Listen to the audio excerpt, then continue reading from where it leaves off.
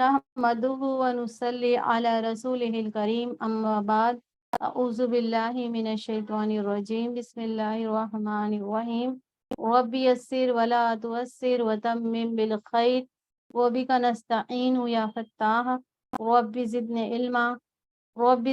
इल्मन वरज़ुक़नी फ़हिमन। तवाफ़ के मसाइल। बैतुल्लाह शरीफ के एक तवाफ़ का सवाब एक ग़ुलाम आज़ाद करने के बराबर है।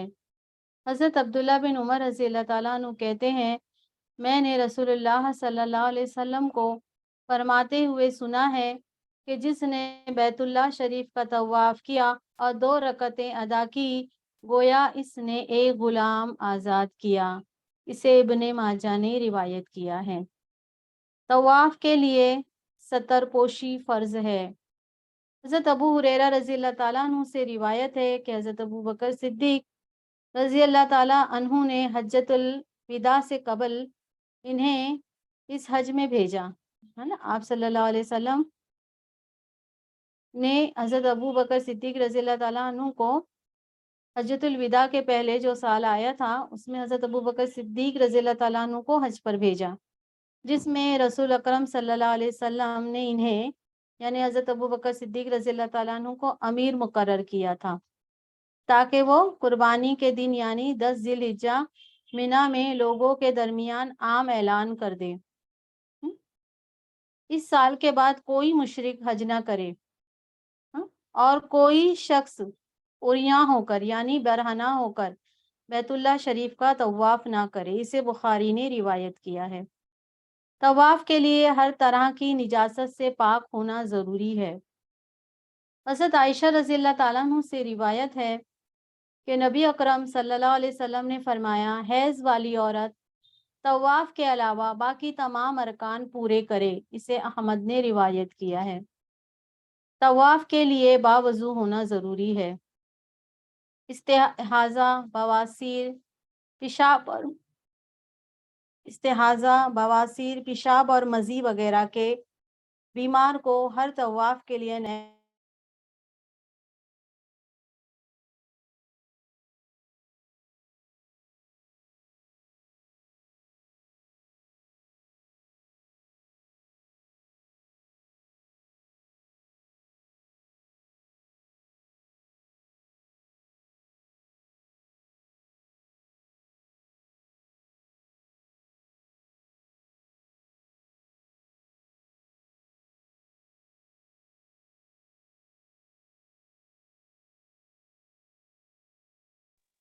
ऑन है क्या कि वापस से करना है? अस्सलाम वालेकुम। डिस्कनेक्ट हो गया था, किसी का फोन आ गया तो लिंक डिस्कनेक्ट हो गया था। क्लियर है आपका? क्लियर है अल्हम्दुलिल्लाह। जज़ाकिल्लाह जी। कि मुझे समझ में नहीं आता है कि रिकॉर्डिंग ऑन है क्या ऑफ है। एक्चुअली किसी का फोन आ गया तो सब डिस्कनेक्ट हो गया। ठीक है, जज़ाकिल्लाह खैर। तवाफ के लिए बावज़ू होना ज़रूरी है, ठीक है। जो इस्तिहाज़ा का मरीज़ है, बवासीर या पेशाब की उसको तकलीफ़ है या बवासीर की तकलीफ़ है और मज़ी वगैरह के बीमार को हर तवाफ के लिए नया वज़ू करना चाहिए। हज़रत आयशा रज़ी अल्लाह ताला अन्हु से रिवायत है कि हज़रत फ़ातिमा बिन्ते अबी हुबैश रज़ी अल्लाह ताला अन्हा इस्तिहाज़ा की मरीज़ा थी। इन्हें रसूल अकरम सल्लल्लाहु अलैहि वसल्लम ने फरमाया, हैज़ के खून का रंग सियाह होता है जो पहचाना जाता है। अगर ये हो तो नमाज ना पढ़ो, और अगर इसके अलावा कोई दूसरा खून हो तो फिर हर बार वज़ू करो और नमाज अदा करो। इसे निसाई ने रिवायत किया है। तवाफ़ क़दूम और तवाफ़ उम्रा में इस्तिबा यानी एहराम की चादर दाएं कंधे से निकाल कर बाएं कंधे पे डालना मसनून है। तवाफ़ क़दूम उसको कहते हैं कि जैसे पहली बार तवाफ़ किया तो पहला तवाफ़ जो का है उसे तवाफ़ क़दूम कहते हैं, हाँ? और तवाफ़ उम्रा जो उम्रा सही दोनों साथ में होता है। तवाफ़ उम्रा दोनों में यानी पहला जो तवाफ़ काबतुल्लाह का हम करते हैं, हाँ? उसमें तो किसी का पहला तवाफ़ तवाफ़ उम्रा भी होता है, तो उसका जो दायां कंधा है ना वो खुला होना चाहिए, تو جو چادر ہے دائیں کندھے کے نیچے سے نکال کر بائیں کندھے پہ ڈالنا یہ مسنون ہے۔ طواف کی شروعات حجر اسود کو بوسہ دینے یا ہاتھ سے چھو کر بوسہ دینے سے کرنی چاہیے۔ حتیم بیت اللہ شریف کا حصہ ہے، لہٰذا حتیم کے باہر سے طواف کرنا چاہیے۔ حضرت عبداللہ بن عباس رضی اللہ تعالیٰ عنہ فرماتے ہیں کہ حتیم بیت اللہ شریف کا حصہ ہے، کیونکہ نبی اکرم صلی اللہ علیہ وسلم نے بیت اللہ شریف کا طواف حتیم کے باہر سے کیا، اور اللہ تعالیٰ کا ارشاد مبارک ہے پرانے گھر کا طواف کرو، اسے ابن خزیمہ نے روایت کیا ہے۔ دوران طواف تلاوت قرآن، تسبیح و تحلیل اور دوسرے اذکار کرنا چاہیے، یعنی طواف کے دوران قرآن کی آیتیں ہیں، اللہ کی تسبیح بیان کرنا ہے، اللہ کی پاکی بیان کرنا ہے، کلمہ توحید پڑھنا ہے، یہ سب دوسرے اور اذکار ہے جو قرآن اور سنت میں ہے، صحیح حدیثوں میں، وہ تمام اذکار کر سکتے ہیں طواف میں۔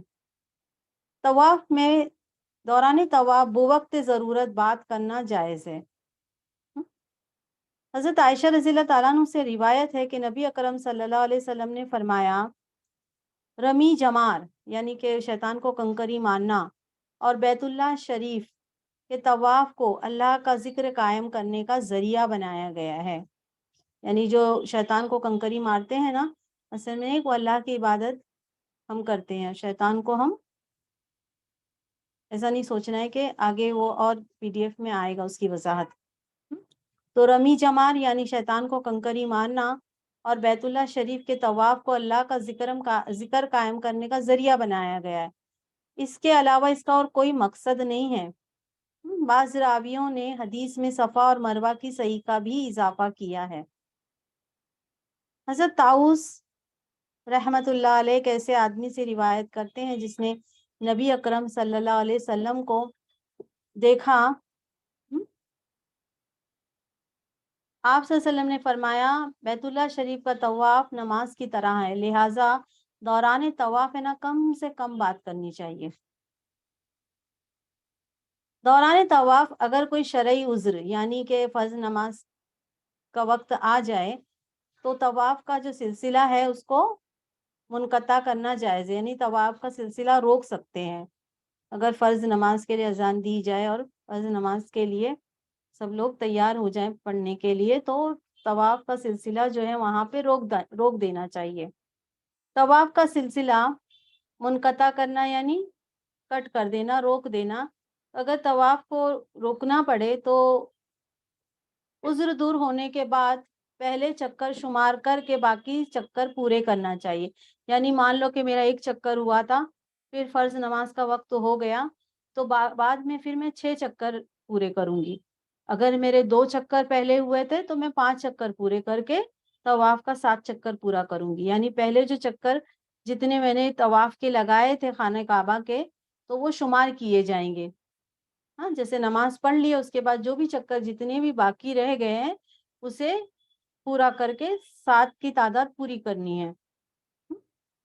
باقی چکروں کا آغاز بھی اسی جگہ سے کرنا چاہیے جہاں سے طواف کا سلسلہ منقطع کیا تھا۔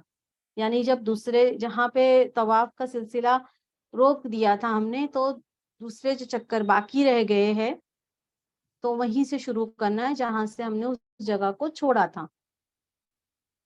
حضرت عبداللہ بن عمر رضی اللہ تعالیٰ عنہ سے روایت ہے کہ وہ بیت اللہ کا طواف کرتے، اسی دوران نماز کھڑی ہو جاتی تو لوگوں کے ساتھ نماز ادا کرتے اور طواف کے جتنے چکر ادا کر چکے ہوتے اس کے بعد باقی چکر ادا کرتے۔ طواف کی 2 رکعتوں میں سے پہلی میں سورہ کافرون اور دوسری رکعت میں سورہ اخلاص پڑھنا مسنون ہے۔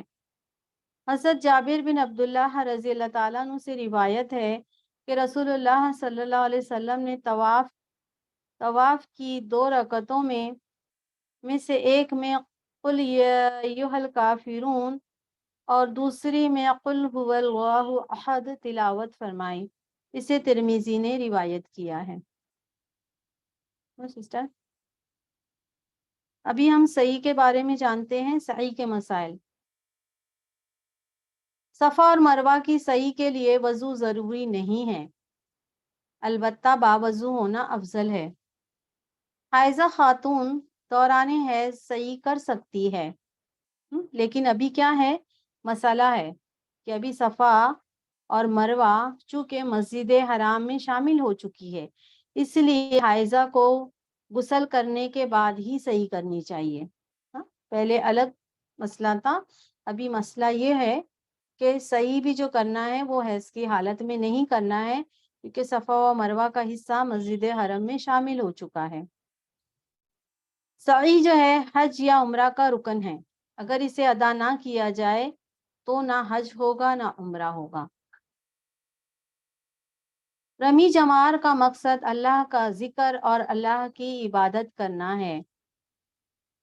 جو شیطان کو کنکری مارتے ہیں اس کا مقصد یہ ہے کہ اس میں اللہ کا ذکر ہے اور اللہ کی یہ عبادت ہے۔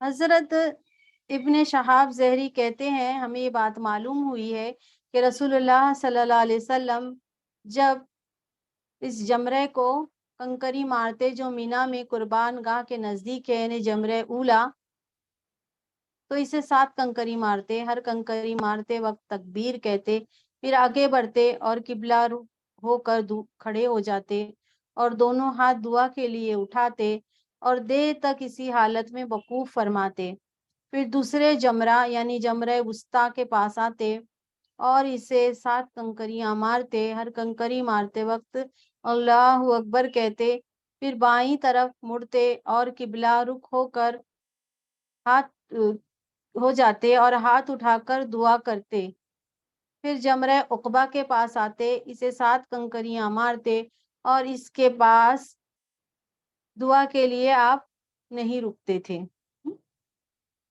اسے نسائی نے روایت کیا ہے۔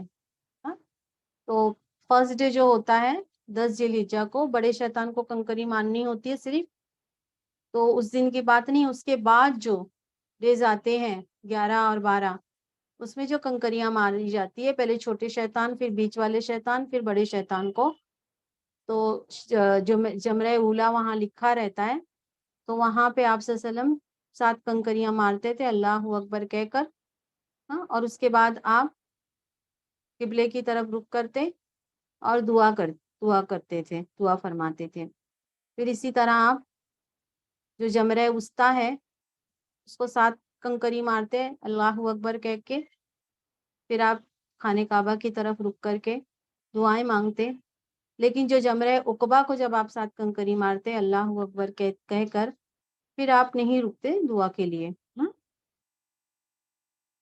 رمی کے لیے کنکری کا جو حجم ہے، یعنی اس کا جو سائز ہے، وہ چنے کے دانے سے کچھ بڑا ہونا چاہیے۔ شیطان کو جو کنکری مارنے کے لیے جو کنکریاں چنی جاتی ہے وہ چنے کے دانے سے کچھ بڑی ہونی چاہیے۔ حضرت جابر بن عبداللہ رضی اللہ تعالیٰ عنہ فرماتے ہیں، میں نے نبی اکرم صلی اللہ علیہ وسلم کو رمی جمار کرتے دیکھا۔ آپ صلی اللہ علیہ وسلم نے جمرہ کو وہ کنکریاں ماری جنہیں وہ انگلیوں کے درمیان رکھ کر پھینکا جا سکے، یعنی 2 انگلیوں کے درمیان رکھ کر پھینکا جا سکے، ایسے کنکریوں سے نبی صلی اللہ علیہ وسلم کو انہوں نے کنکریاں پھینکتے ہوئے دیکھی ہے۔ اسے مسلم نے روایت کیا ہے۔ چنے کے دانے سے زیادہ بڑی کنکریاں مارنا منع ہے، یعنی بہت زیادہ بڑی کنکریاں نہیں ہونی چاہیے۔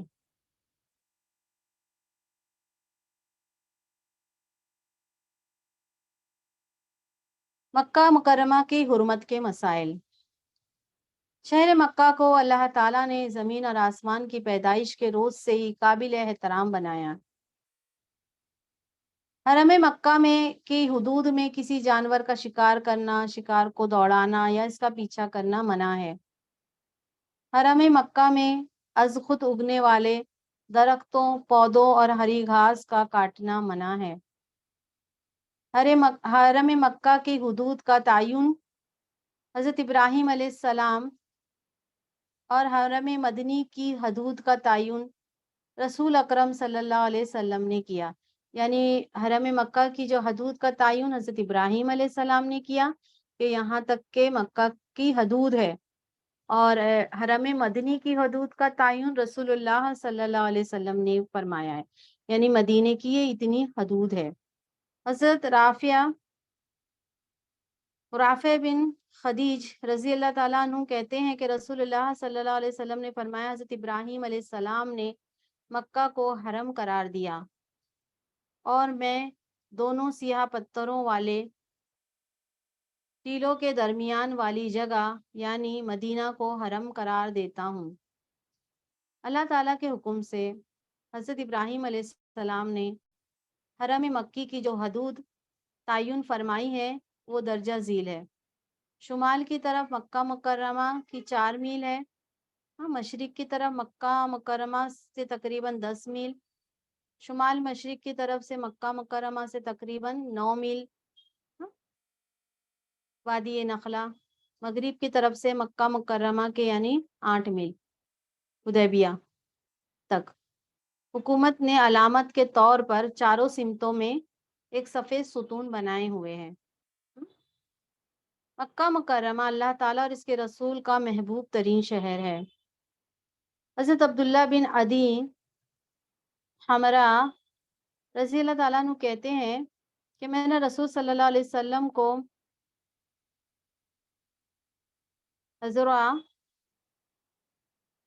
ایک منٹ سسٹر،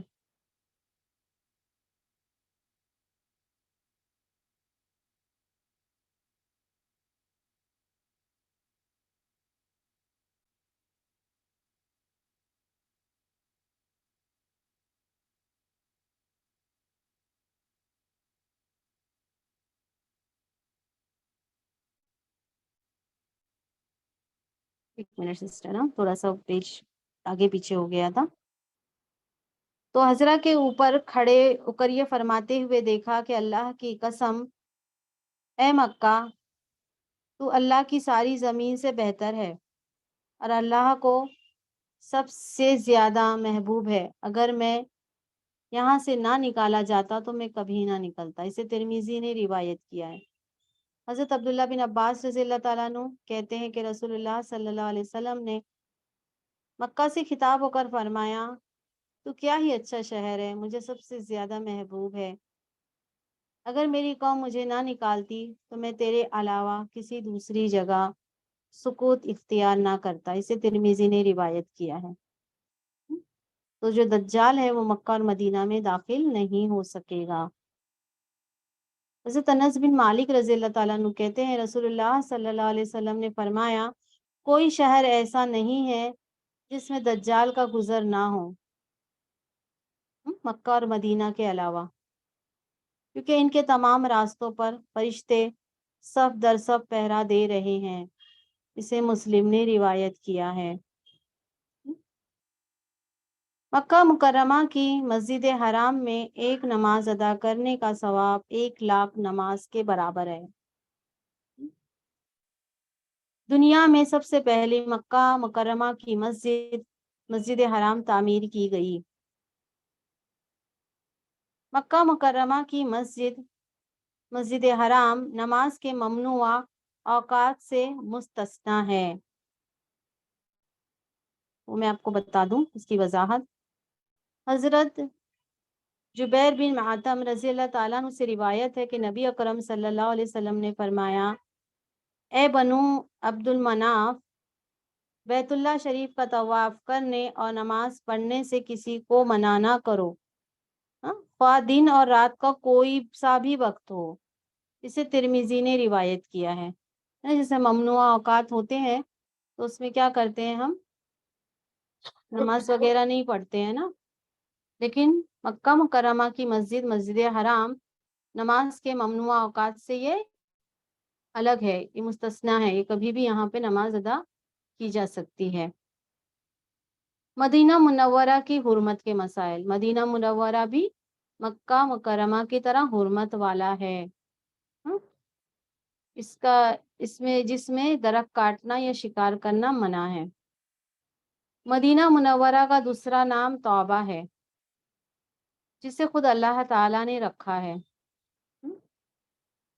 हज़रत जाबिर बिन समरा रज़ी अल्लाह ताला अन्हु कहते हैं, मैंने रसूलुल्लाह सल्लल्लाहु अलैहि वसल्लम को फरमाते हुए सुना है कि अल्लाह ताला ने मदीना का नाम तौबा रखा है। इसे मुस्लिम ने रिवायत किया है। मदीना मुनव्वरा में ताउन की बीमारी कभी नहीं फैलेगी और ना ही इसमें दज्जाल दाखिल होगा। हज़रत अबू हुरैरा रज़ी अल्लाह ताला अन्हु कहते हैं कि रसूलुल्लाह सल्लल्लाहु अलैहि वसल्लम ने फरमाया, मदीने के रास्तों पर फरिश्ते मुकर्रर है, इसमें ना कभी ताउन फैल सकता है, ना दज्जाल दाखिल हो सकता है। इसे बुखारी ने रिवायत किया है। मदीने में मौत तक मुस्तकिल क़याम रसूल अकरम सल्लल्लाहु अलैहि वसल्लम की शिफाअत का बाइस है। हज़रत अब्दुल्ला बिन उमर रज़ी अल्लाह ताला अन्हु कहते हैं कि रसूलुल्लाह सल्लल्लाहु अलैहि वसल्लम ने फरमाया, जो शख्स मदीना मुनव्वरा में मर सकता है, यानी यहाँ आकर मौत तक क़याम कर सकता हो, इसे ज़रूर मदीने में मरना चाहिए, क्योंकि मैं इस शख्स के लिए सिफारिश करूँगा जो मदीने में मरेगा। इसे तिरमिज़ी ने रिवायत किया है। मदीना मुनव्वरा में मक्का मुकर्रमा की निस्बत दुगनी बरकत रखी गई है। हज़रत अनस रज़ी अल्लाह ताला अन्हु से रिवायत है कि नबी अकरम सल्लल्लाहु अलैहि वसल्लम ने फरमाया, या अल्लाह, मक्का को तूने जितनी बरकत अता फरमाई है, मदीने को इससे दुगनी बरकत अता फरमा। इसे बुखारी ने रिवायत किया है। मदीने में मसाइब यानी मुसीबतें और आजमाइशों पर सब्र करने वालों के लिए रसूलुल्लाह सल्लल्लाहु अलैहि वसल्लम क़यामत के रोज़ सिफारिश करेंगे। मदीना मुनव्वरा में क़यामत तक अहले ईमान बाकी रहेंगे। मदीना मुनव्वरा के पहाड़ ओहद से भी रसूलुल्लाह सल्लल्लाहु अलैहि वसल्लम को मोहब्बत थी। हज़रत अनस बिन मालिक रज़ी अल्लाह ताला अन्हु कहते हैं कि मैं खैबर जाने के लिए नबी अकरम सल्लल्लाहु अलैहि वसल्लम के साथ घर से निकला। वहाँ खैबर में आप सल्लल्लाहु अलैहि वसल्लम की खिदमत करता रहा। नबी अकरम सल्लल्लाहु अलैहि वसल्लम खैबर से मदीना वापस लौटे तो अहद पहाड़ दिखाई दिया, तो फरमाया, ये पहाड़ वो है जो हमसे मोहब्बत करता है और हम इससे मोहब्बत करते हैं। इसे बुखारी ने रिवायत किया है। मदीने की खजूर अजवा जन्नत का फल है, जिसमें जहर और जादू के लिए शिफा रखी गई है। हज़रत अबू हुरैरा रज़ी अल्लाह ताला अन्हु कहते हैं, रसूलुल्लाह सल्लल्लाहु अलैहि वसल्लम ने फरमाया, अजवा खजूर जन्नत का फल है और इसमें जहर के लिए शिफा है। इसे तिरमिज़ी ने रिवायत किया है। हज़रत साद बिन वक़ास रज़ी अल्लाह ताला अन्हु कहते हैं कि रसूलुल्लाह सल्लल्लाहु अलैहि वसल्लम ने फरमाया कि जो शख्स हर रोज़ सुबह के वक्त 7 अदद अजवा खजूरें खाएगा, इसको इस रोज़ जहर और जादू नुकसान नहीं पहुंचाएगा। इसे बुखारी ने रिवायत किया है। तो मदीना मुनव्वरा में दाखिल होने से पहले वज़ू या गुस्ल करना सुन्नत से साबित नहीं है। मदीना मुनव्वरा में नंगे पांव दाखिल होना सुन्नत से साबित नहीं है।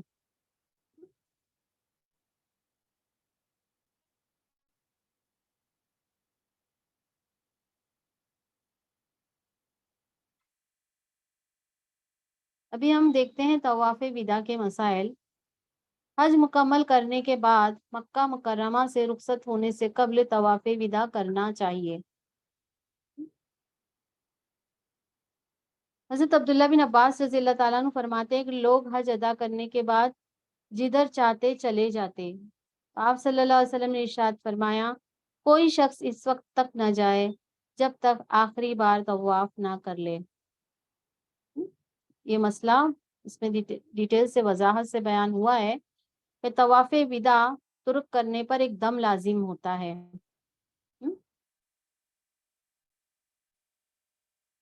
हाइजा औरत को तवाफ़े विदा के बगैर मक्का छोड़ने की इजाज़त है।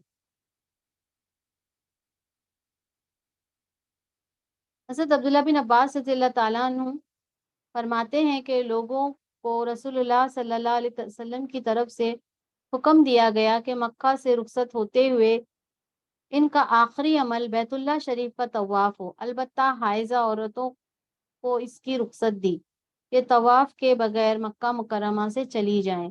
اسے مسلم نے روایت کیا ہے۔